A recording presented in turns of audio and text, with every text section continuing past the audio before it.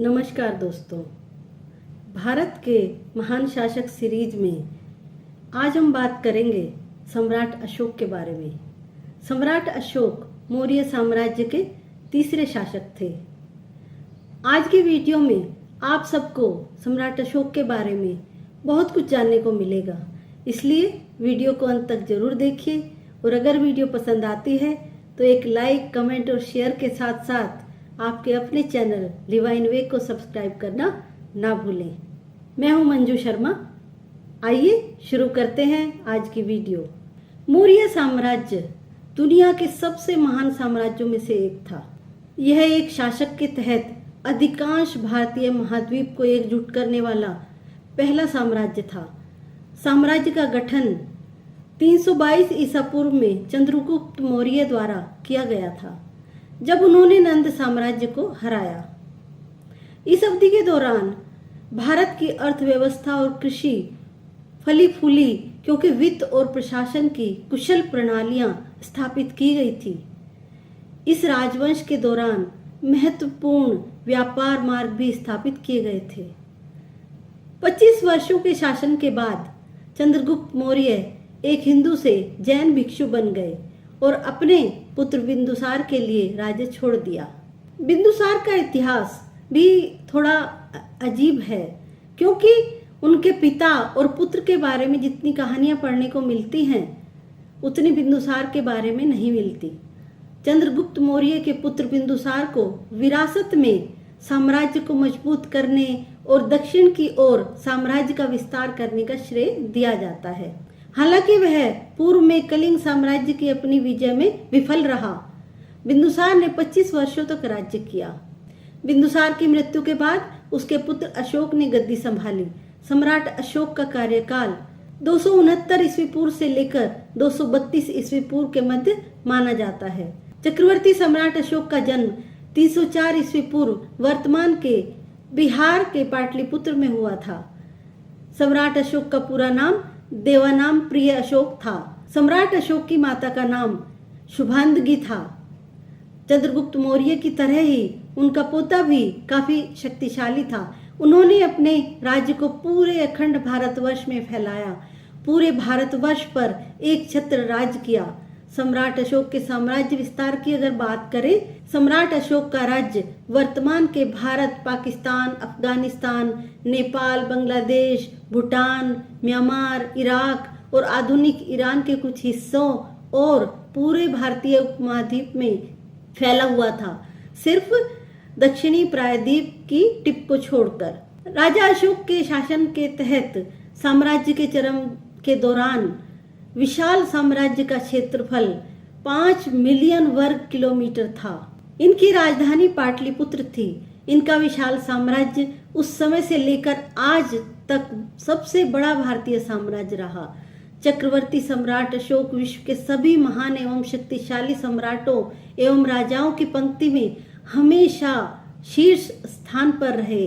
सम्राट अशोक प्रेम, सहिष्णुता, सत्य और अहिंसावादी जीवन प्रणाली के सच्चे समर्थक थे। इसलिए उनका नाम इतिहास में महान परोपकारी सम्राट के रूप में दर्ज हो चुका है।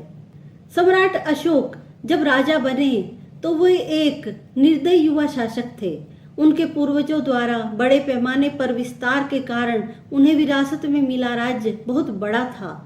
वह आक्रामक थे और उन्होंने विद्रोहों को सफलतापूर्वक कुचलकर साम्राज्य के अधिकार पर जोर दिया।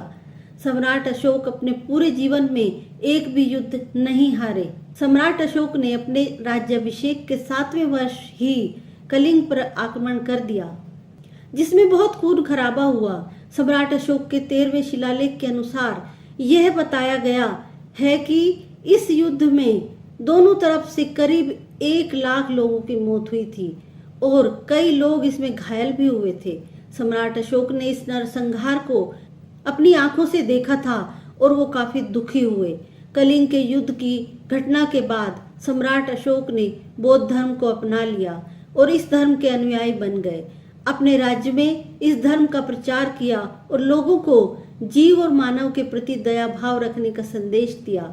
इस घटना के बाद सम्राट अशोक ने युद्ध न करने का प्रण लिया और लोगों में शांति का प्रचार किया। सम्राट अशोक अर्थशास्त्र और गणित के महान ज्ञाता थे। सम्राट अशोक ने शिक्षा के प्रचार के लिए कई स्कूलों और विश्वविद्यालयों की स्थापना की थी।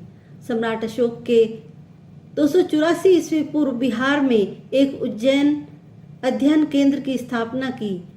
इतना ही नहीं, इन सब के अलावा भी उन्होंने कई शिक्षण संस्थानों की स्थापना की थी। सम्राट स्वयं शिक्षा के क्षेत्र में भी कई महान कार्य कर चुके थे।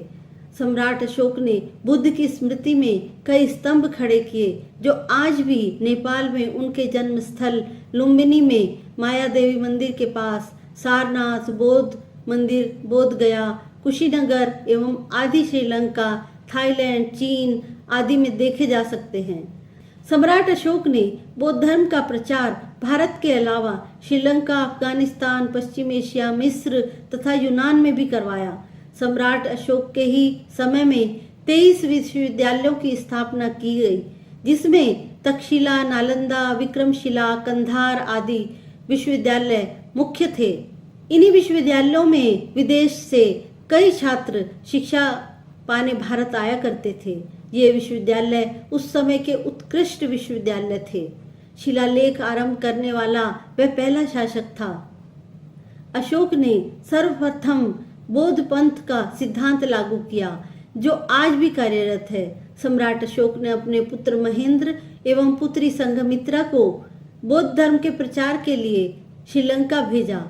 वह अभिषेक के 10वें वर्ष बोध गया की यात्रा पर गए। कलिंग युद्ध के बाद आमोद प्रमोद की यात्राओं पर पाबंदी लगा दी गई। अपने अभिषेक के 20वें वर्ष में लुम्बिनी ग्राम की यात्रा की। नेपाल की तराई में स्थित निगलीवा में उन्होंने कनक मुनि के स्तूप की मरम्मत करवाई। बौद्ध धर्म के प्रचार के लिए अपने साम्राज्य के उच्च पदाधिकारियों को नियुक्त किया।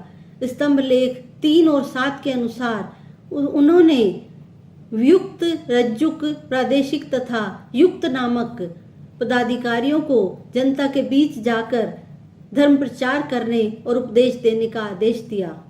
अभिषेक के 13वें वर्ष के बाद उन्होंने बौद्ध धर्म का प्रचार हेतु पदाधिकारियों का एक नया वर्ग बनाया, जिसे धर्म महापात्र कहा गया था।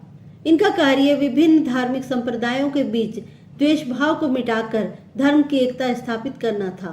अशोक ने लगभग 36 वर्षों तक शासन किया, जिसके बाद 332 ईसा पूर्व में उनकी मृत्यु हो गई। दुर्भाग्य से अशोक के उत्तराधिकारी साम्राज्य को साथ रखने में असमर्थ रहे और यह धीरे धीरे बिखर गया। अशोक की मृत्यु के केवल 47 वर्षों के बाद मौर्य शासक को उसके सेनापति ने मार डाला, जिसने शुंग वंश की स्थापना की। आज की वीडियो में बस इतना ही।